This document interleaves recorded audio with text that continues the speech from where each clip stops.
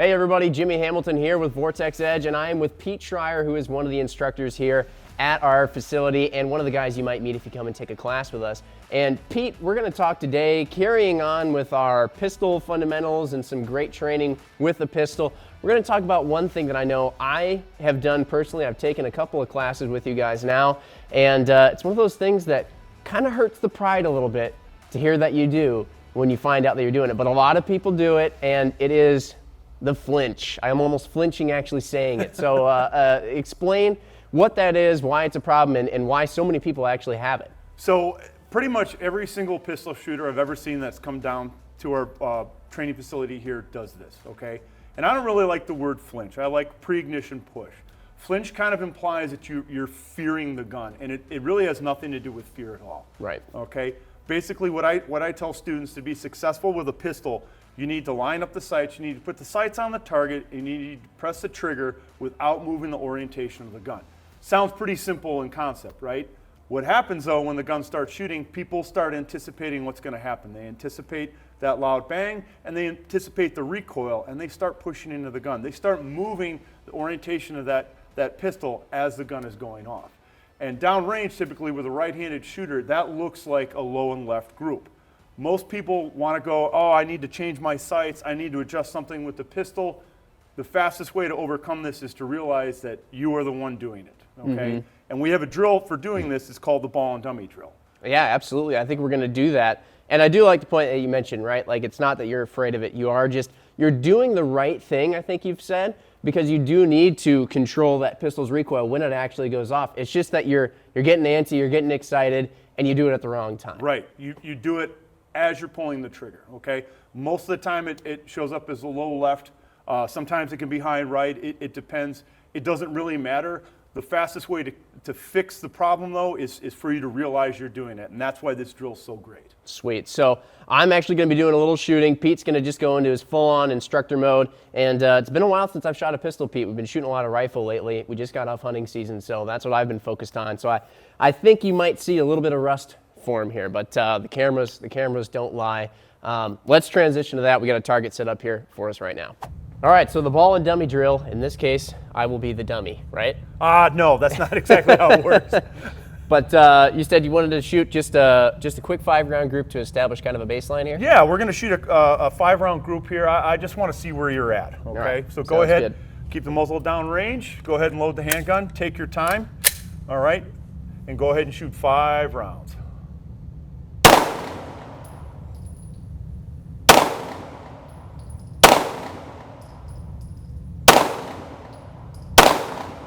All right, go ahead and drop the magazine. All right, check that it's clear. Okay, you can go ahead and just set it down. All right, so nothing low and left, but we do have a couple of rounds that are a little low. Right. Okay, you see that one in the white? All right, if we move right into the ball and dummy drill, I guarantee all you did was push into that gun just a little bit early. Okay, what did you see when you shot those rounds? I mean, similarly to, since I kind of am coming into this having worked with you before, but I did see that, you know, I'm on that red dot. I'm probably over aiming a bit too much. Like, I'm trying to get that red dot just perfect. And then right when I see it get perfect, I'm trying to rush the shot a bit. And then that causes my hand to sort of just make that motion as I'm flexing it really quickly. Right, right. So things I want you to focus on, and we'll get into the ball and dummy drill here, but when you're shooting, just let that dot float, okay? It doesn't need to be perfectly centered in that X-ring, okay? I'm willing to accept like a C- sight picture with an A+ trigger pull, okay? All your focus should be on that trigger. We're just trying to fire the gun without moving the orientation of the pistol.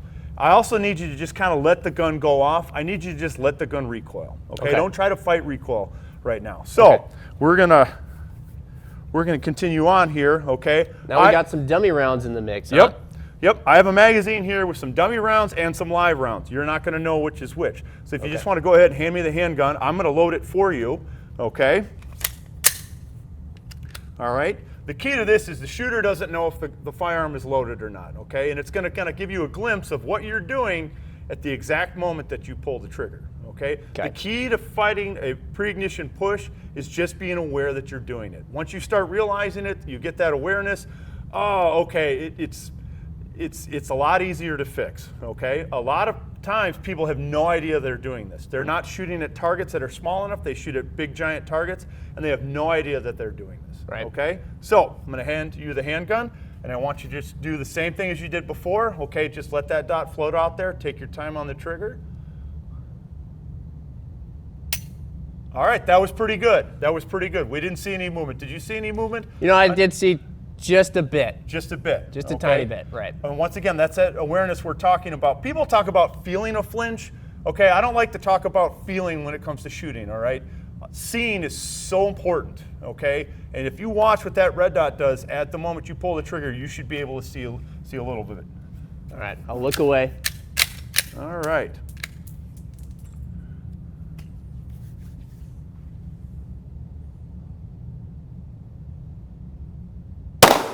There we go. I think that was right in the X-ring. That was right in the X-ring. What did you see?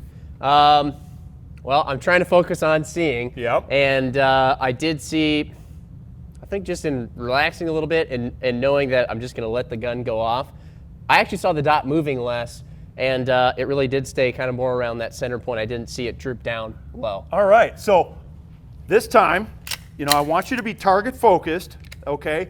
But tell me where your dot goes. How far up does it go? Just tell me a story, okay? All right. Just as I'm aiming here? Yep. As the gun goes off, kind of tell me where that dot goes. Well, I got to be honest with you. It's pretty much staying in the X-ring. All right. Tell me where it goes when the gun goes off. Okay. You see that? You can't fake that. No, okay? no, that was real. So here's the deal, Jimmy. Every single person that shoots a handgun does that, okay? And part of overcoming that is just realizing you're doing that. Where do you think that shot would have gone? low. Probably not into the X-ring, okay? No. And I'll be honest, if we played the cameras back, that started in your shoulder, okay? You were trying to control the recoil of this gun with your shoulder, and it's a really common thing. Once you realize you're doing it, it's kind of like getting your hand caught in the cookie jar, okay? A little bit of embarrassment. Oh, man. All I need you to do is focus on letting the gun go off, okay? All right.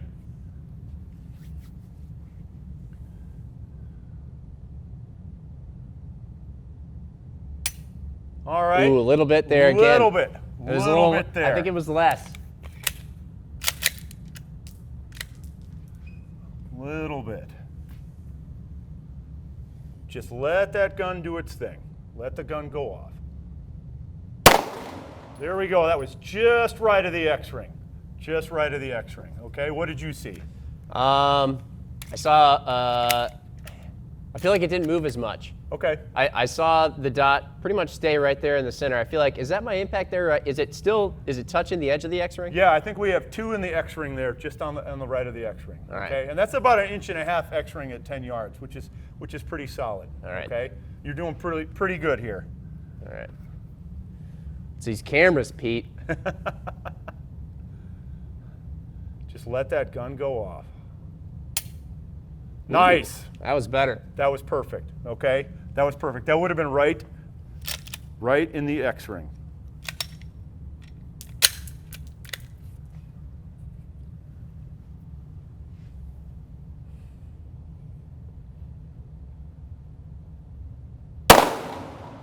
There we go. I think that one went low, though. That one went low. Dang. Okay, we can do that again, all right? We're out of ammo right now. We can go ahead and load up another magazine if you want to keep going. But I thought we'd fix this perfectly in like 3 minutes, Pete. What's going on here? like I said, it takes practice, okay, and it's always something you have to come back to, okay? Yep. But honestly, most people who flinch or have a pre-ignition push have no idea that they're doing it. In a drill like this, really, it shows you what you're doing at the moment you're pulling your trigger, okay? And I don't even want to waste time teaching shooters other things with handguns. Like, it doesn't make much sense for somebody to learn how to shoot really, really fast if they can't shoot the gun straight, okay? Right. This is, if you don't fix this problem, your shooting is going to plateau, okay? Absolutely. And it's such a common thing that it just takes a little bit of awareness, you know, a drill like this, and we'll get you shooting straight. And to your point earlier, it'd be really easy for somebody to be consistently shooting low like I was, and then start adjusting the dot, adjusting sights, adjusting grip, whatever else, throwing other Band-Aid solutions at Right. it when really it's just a simple thing that they just need to realize that they're doing. And I can feel it. It's something that just not having shot a pistol in a long time, you know, those are the first 10 rounds or so down the pipe I've sent in a few months now. But a little more work and, you know, understanding that, it'll start to clear itself Right, up you were again. shooting pretty good, and you had a pretty good flinch there too, and it was nice that we caught that. But it's a learning experience, okay? Right. And pistol shooting is not very easy, okay? It takes a lot of practice, but something like this, a pre-ignition push, I'm a huge fan of dry fire, but this isn't something that can really be fixed with dry fire alone, okay? Like you're gonna, if you know that gun's empty, it's not gonna move, okay? It's something you have to do on the range, but we fired like what, 5, 6 live rounds? It doesn't really take a whole lot of ammo. Yep.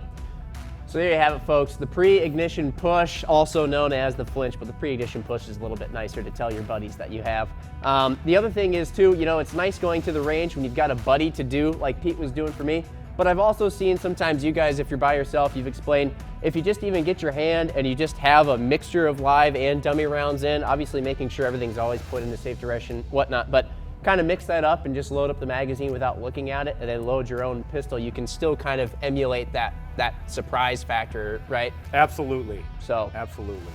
So there you have it, folks. Like we said, if you have any questions on this, definitely let us know in the comments below. We'd love to hit those up. And as usual, subscribe, like the video, do all that good stuff, because there's going to be plenty more videos coming from Vortex Edge here.